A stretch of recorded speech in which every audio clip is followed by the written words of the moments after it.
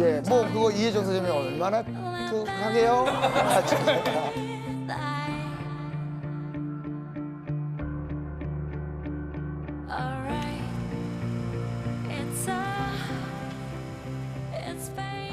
결국 범인은 잡힐 거예요. 맞습니다. 예. 아유 오셨네. 아유 안녕하십니까. 네, 안녕하십니까. 반갑습니다. 예. 진실 혹은 거짓, 진실의 신호를 분석하는 거짓말 탐지기 전문가 김희송 연구관이십니다. 아, 반갑습니다. 예를 들면 거짓말 탐지기는 어떤 걸로 이렇게 좀 이렇게 검사를 하나요? 뭐 저희가 그 이 손에 땀이 나는 것을 측정하는 것도 있지만 이제 심장의 박동수 뛰는 거, 그다음에 이제 숨을 쉬는 패턴들, 그다음에 이제 저희가 이제 ERP라고 해가지고 그 범행 정보를 기억하는 이제 뇌파로 측정하는 방법도 있고 사용할 수 있는 그런 데이터를 좀 분석을 하고 있습니다. 여기 보통 다 이과신데 예.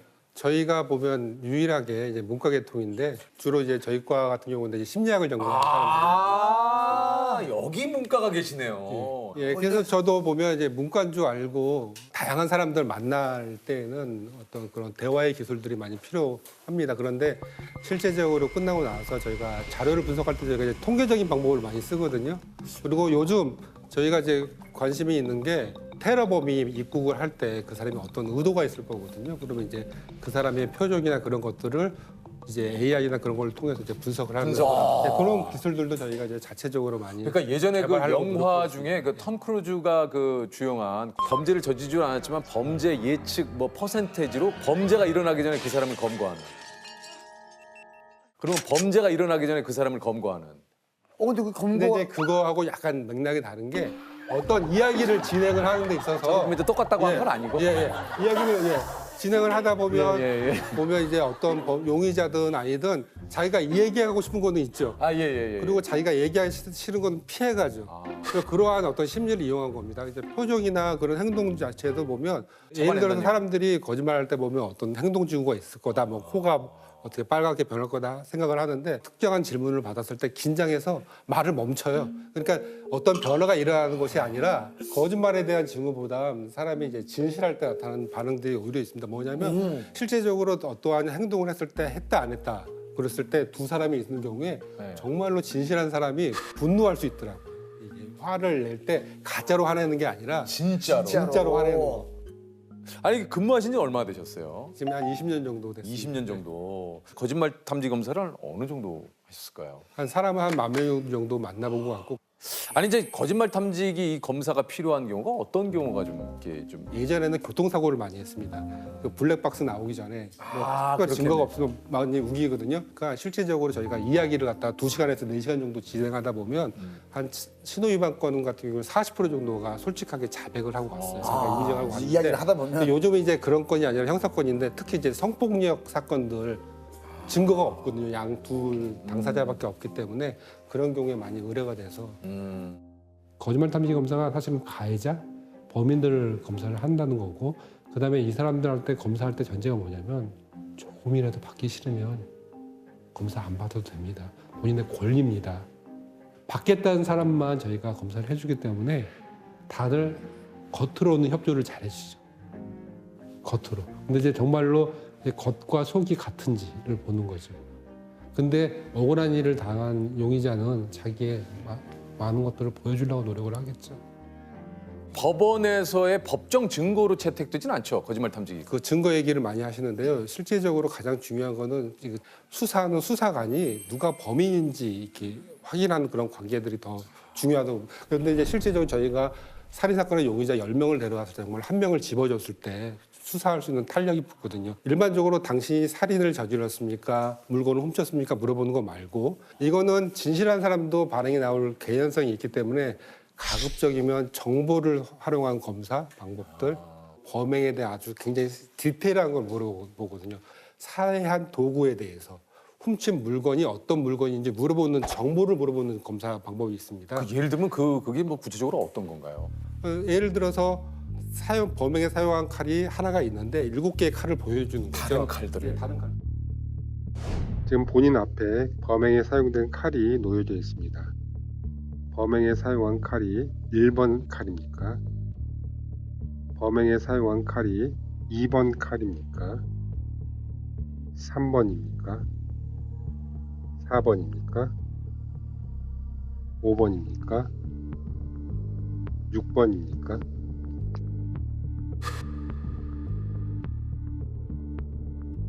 근데 이제 하나의 칼에서만 나오는 겁니다.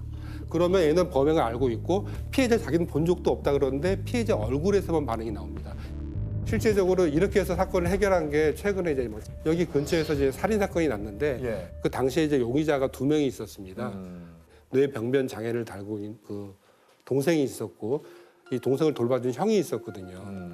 처음에 그 대상자 한 분이 이제 정상적으로 의사소통이 굉장히 안 된 사람이에요. 그런데 이제 그 당시에 이제 형하고 같이 왔을 때 형에 대해서 조금이라도 언급을 하면 이 사람의 태도가 너무 달라지는 거예요.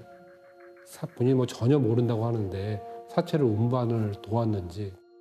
당시 그 사체를 유기한 방법에 대해서 물어봤죠. 예. 그래서 뭐 이불에 싸서 버렸느냐, 비닐에 싸서 버렸느냐, 아니면 여행 가방에 싸서 버렸느냐 쭉 물어보니까 마대자루에 싸서 버렸느냐의 반응이 나왔거든요. 횡성경찰서에 따르면 지난 11일 오전 횡성군 공구면 시루봉 휴게소 인근 하천에서 마대자루에 담긴 여성의 시신을 한 행인이 발견했는데 둘이 같이 행동을 해서 은닉을 했을 거다. 그래서 이제 마대자루에 싸서 버렸는데 어떻게 알아요? 근데 이제 알고 있는 반응이 나왔거든요. 그래서 이제 그걸 추궁하다가 이제 사건을 해결을 했죠. 예. 그러니까 이게 처음부터 뭐 이 마대자루가 아닌 다른 예를 들면 전제를 두고 전제를 두고 이제 이야기를 이런 것들이 이제 숨긴 정보 검사라고 하는데 숨김 정보 네, 숨겨 있는 정보를 대상자가 알고 있는지 이제 파악하는 그런 건인데, 근데 이렇게 해서 저희가 사건을 해결한 게 있거든요. 뭐냐면 어떤 사건입니까? 그 우편 집중국에서 보면 물건이 도난이 당했는데 그 하나의 작은 박스에다가 상품권 1억씩 그 주유 상품권이었고요. 10만 원권이 들어있는 거였거든요. 근데 이제 7개를 보냈는데 그중에 1개가 없어졌는데 누가 와서 꺼내 가는 것 같아요. 이제 경찰관이 그 얘기를 아무 얘기도 않고 그 현장에 찍힌 용의자를 데려왔습니다. 경찰관이 용의자한테 그 사건에 대한 얘기를 하면 안 됩니다. 아, 이 사건에 대해서 전혀 전혀 얘기하지 않고. 그래서 보면 뭐가 없어졌대요. 그러면 이분은 뭐라고 대답해야 돼요? 아, 전 모르겠는데요? 몰라요. 모르겠는데? 아, 제가 듣기로 뭐 10만 원권 뭐 주유 상품권이 없어졌다고 하는데 한 1억 정도 된다고 얘기 들었어요. 그러니까 옆에 있는 경찰관이 아니 내가 당신한테 이야기한 적이 없는데 당신 그걸 어떻게 알았냐고. 그러니까 사건이 해결돼 버리는. 와. 근데 혹시 뭐 그런 분들도 있잖아요. 예를 들어서 뭐 이건 뭐 영화에서 봤던 건지 모르겠지만 본인이 한 게 아닌데도 불구하고 이 사람을 보호하기 위해서 예. 내가 범인입니다. 예, 그건 좀 더 복잡한 방법이 필요하겠죠. 그 의붓 아버지가 그 아파트에서 살해가 됐습니다. 그러면 이제 실제적으로 이제 엄마하고 아들하고 이제 의붓 아버지하고 있었는데 칼에 왜 찔러 죽였냐라고 이제 엄마를 물어보니까 본인이 피해자가 술을 먹고 들어와가지고 자해를 하더라 이렇게 돼 있었거든요. 그러면 저희가 이제 거짓말 탐지 검사를 물어봤죠. 거기에 있는 살아있는 사람이 이제 아들하고 어머니입니까? 엄마가 있으니까 칼을 그 피해자에 찌른 사람이 그 아버지 본인이냐 어머니냐 아니면 아들이냐 이렇게 계속 물어봤죠. 근데 정확하게 그게 특정하게 어머니를 같이 가리키고 있는 거죠. 그리고 끝나고 나서 그 내용은 그 아들로부터 이야기도 들었습니다. 야, 이런 것도 수사 기법이군요. 예, 그런 예. 것들이 다 이제 복합적으로 되는 거지. 이게 좀 거짓말 탐지기 한다 그러면 거짓말 잘 못 하시겠는데요? 그렇게들 이야기를 많이 하시지만 여전히 제 앞에서 거짓말들 잘들 하시더라고요. 왜냐하면 자녀분들 거짓말하는 거 좀 잡아. 어땠습니까? 이 자녀분들 거짓말. 엄마가 좋냐 아빠가 좋냐 얘한테 예. 물어봤거든요. 예. 그러니까 얘가 처음에 물어보셨어요? 예, 물어봤어요. 이게 채우고. 그러니까 아, 좋다. 그걸 어디서 채우고? 제가 예전에 아이 견학시켜주면서 아. 빠르니 근데 보통 그 저기 견학을 시켜주는데 그런 걸 물어보세요. 엄마가 좋냐? 아, 근데 얘가 뭐라고 대답했겠어요 처음에. 둘 다 좋아요. 예, 그렇게 되더라고요. 근데 근데 막 흔들리더라고요.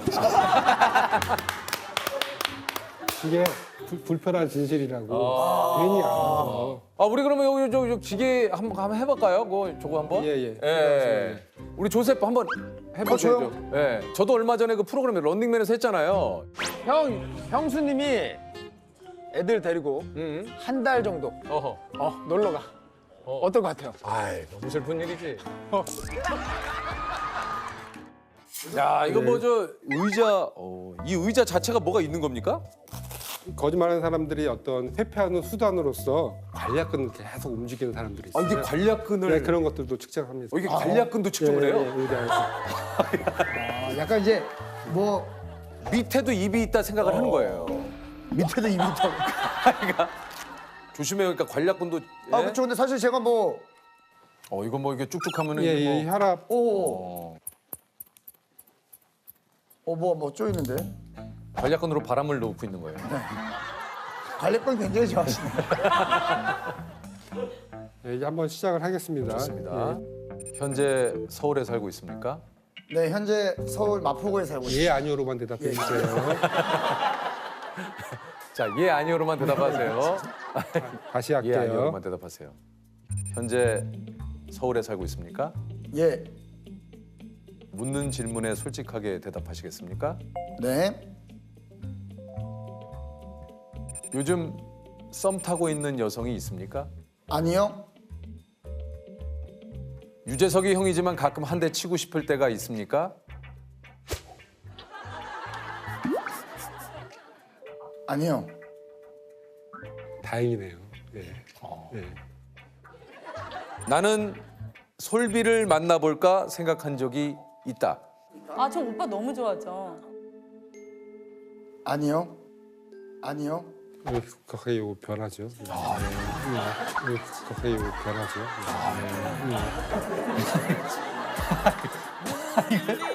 아, 이거 신기하네. 이 급격하게 변하네요. 예. 야, 이게 그냥이야. 나는 현재 주식 투자 손실을 보고 있다. 손실을 보고 있다. 예,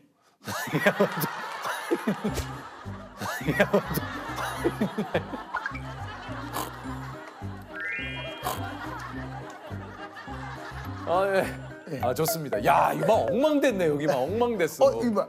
약간 손실이 있다고 말씀드렸는데. 아, 그러니까. 주식 얘기에 많이 놀랐다는 얘기. 아, 놀랐네. 예. 아, 전혀 생각하지 못했던 질문이 훅 들어오니까 그러네. 확 놀라는 나 거야. 아까 솔직히 놀랬거든요. 근데 그런 게 여기 체크가 된다는 얘기. 예.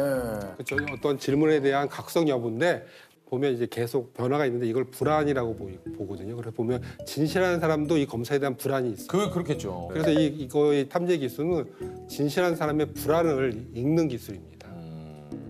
관략근도 어떻게 이게 좀 뭐 이런 변화들이 있는 겁니까? 거짓말하는 사람들은 이거 결과를 갖다가 회피하기 위해서 다양한 전략들을 쓰죠.